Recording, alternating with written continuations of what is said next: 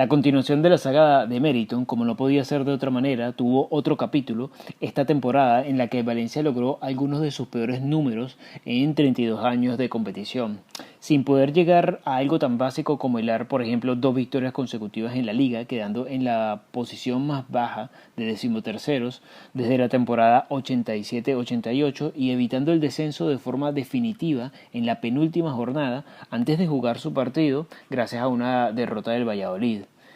Como viene pasando en casi todas las temporadas lideradas por Meriton y Peter Lim, el Valencia dejó una colección de despropósitos, de sinsentidos tales que la confirmación de la permanencia se percibió casi como un premio. Es como si a las ruinas del que todos recuerdan como un buen Valencia, Peter Lim y sus secuaces las hubiesen envuelto en llamas y siempre escudándose, excusándose y escondiéndose detrás de la pandemia por el coronavirus para justificar su falta de inversión o incluso su falta de coherencia. Dicho así suena un poco difícil de creer y suena hasta algo exagerado. En realidad no. Usted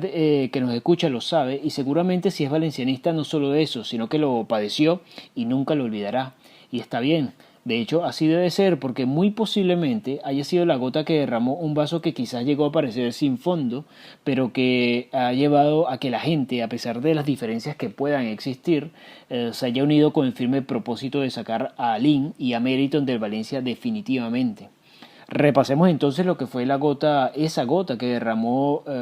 o que terminó de colmar a todos los valencianistas, hasta el punto que la ya confirmada llegada de José Bordalás como nuevo técnico del Valencia, en muchos casos solo llega a generar una ligera emoción y siempre condicionada por los caprichos de quien ni entiende ni le interesa esto del fútbol, ni mucho menos del concepto de afición, lo cual quedó bastante claro después de aquella infame entrevista del señor Lim al decir algo así como que sentía pena por los valencianistas. La historia de esta temporada debe empezar con la llegada al banquillo de Mestalla de Javier Gracia al principio de temporada. El andar del entrenador navarro es un claro ejemplo de la incoherencia al punto de ridículo de Meriton.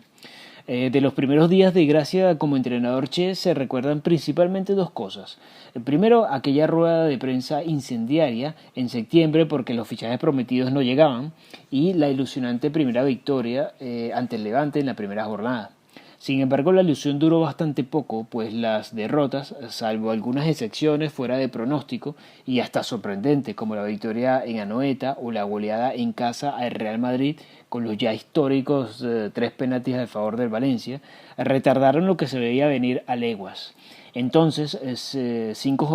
luego de 5 jornadas, Gracia, al ver que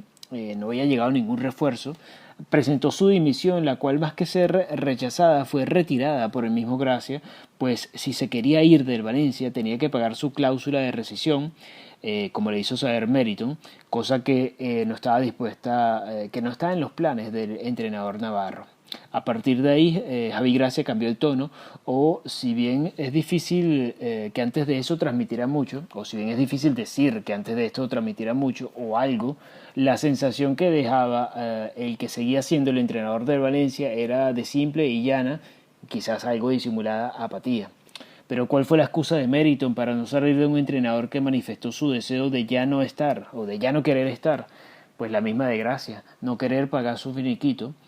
Cuando parecía y hasta trascendió que el entrenador sería echado en enero, aún con tiempo para reconducir la situación, el club lo ratifica y además le da un regalo sorpresa de 3 sesiones a modo de refuerzo para el equipo, que más que hacer esto último, es decir, darle herramientas al entrenador, lució más bien como una forma de intentar quedar bien, queriendo mostrar que la dirección técnica, si es que se le puede llamar de esa manera, se preocupó por reforzar al equipo. Lo de regalo sorpresa es porque Gracia ni participó en la elección, pero es que ni tenía idea de que los jugadores Ferro, Cutrone y Oliva llegarían al equipo.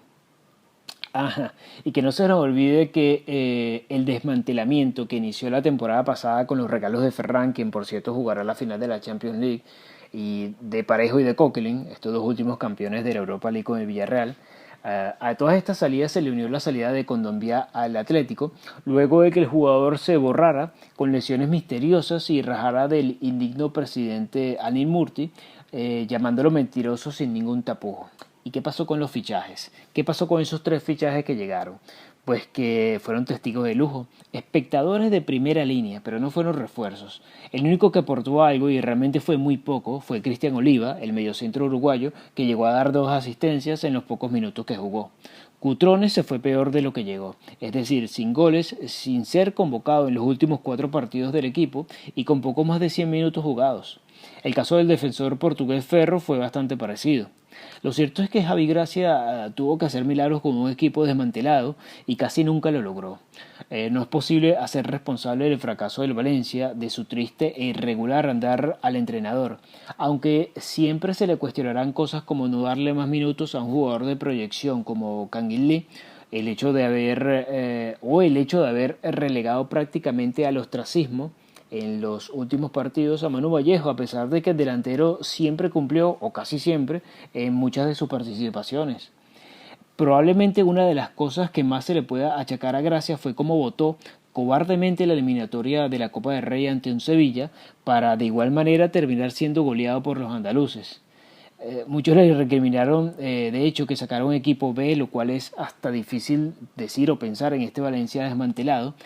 según para afrontar con garantías o aquella finalísima del momento ante el Elche.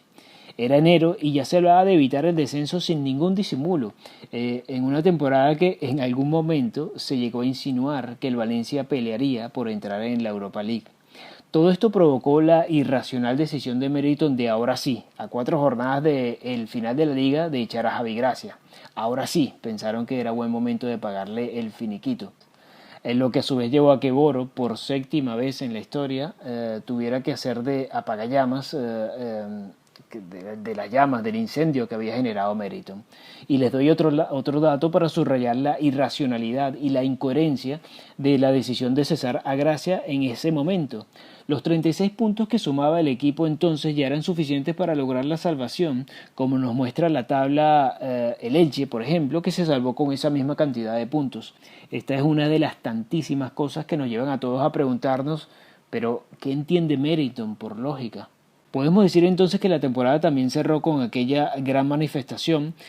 contra la terrible gestión de los máximos accionistas del 8 de mayo en la ciudad de Valencia, en la que se estima llegaron a verse al menos 6.000 valencianistas de todas las edades, pero igual de hartos y desesperados por recuperar al equipo de sus vidas. Meriton, por cierto, respondió a esto bloqueando las respuestas de sus seguidores en la cuenta oficial del Valencia en Twitter.